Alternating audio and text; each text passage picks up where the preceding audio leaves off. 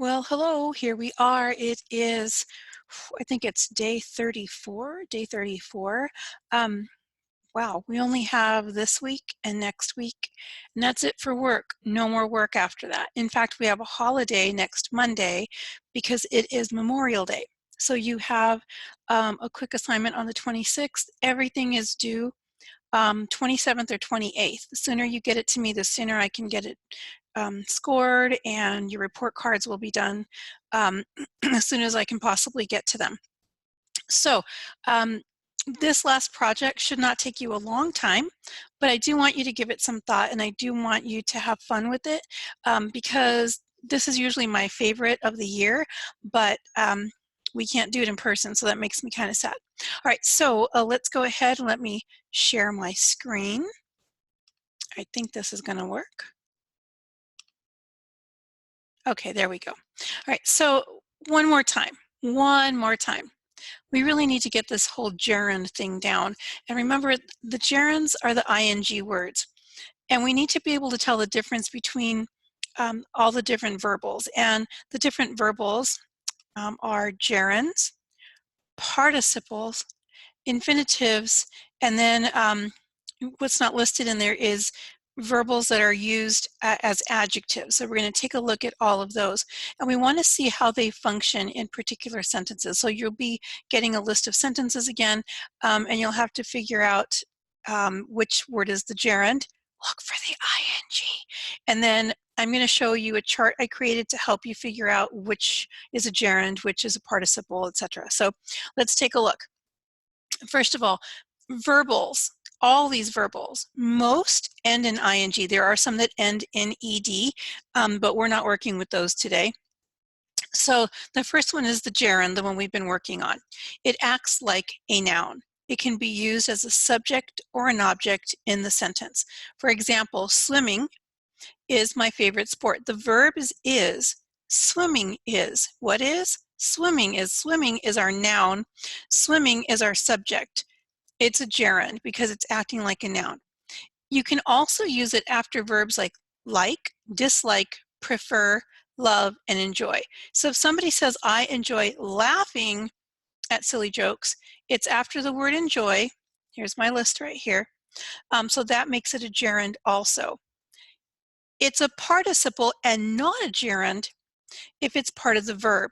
So if it has the word is, am, are, was, or were in front of it, like this one, the world is turning daily, then it's part of the verb. It's a participle. So is turning, you've got your helping verb and your participle turning. So if it has is, am, are, was, or were in front of it, it is not a gerund, it's a participle. Finally, if it's a verbal used as an adjective, it's going to be in front of a noun that it describes. The burning house belonged to my neighbor. Burning tells us more about house. House is a noun, burning is an adjective. So it's a verbal used as an adjective. All right, let's see if we can go through that one more time. I created a chart for you. So you're going to look at the ing word. Is there an is, am, are, was, were, or were in front of the ing word? If it's a yes, it's a participle. If it's a no, then look and see if the ing word is before a noun that it's describing. If it is, it's a verbal used as an adjective. If it's not, make sure, is the ing word the subject of the sentence? Or is it an object, or is it used after words like, dislike, love, enjoy, or prefer? If it's yes, if it's a gerund. If the answer is no, you need to go back up to these two and double check. It's going to be one of these. All right, so we're going to try this again, and we're going to do it one sentence at a time. I am considering a change in careers. So the first thing I'm going to notice is that I have my ing word considering.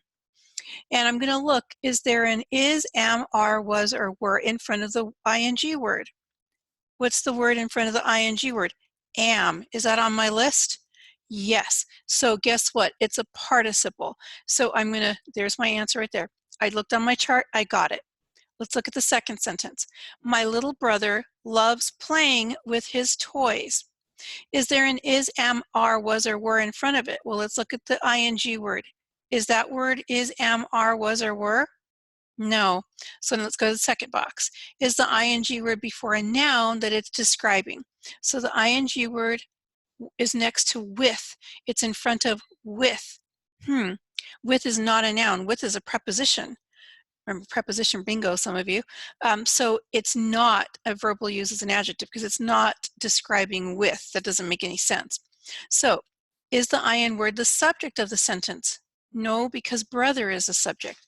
Is it an object, which means it comes after the verb and doesn't have the other things going on? Or is it used after words like, dislike, love, enjoy, or prefer? Well, here's the word loves. Guess what? It's a gerund.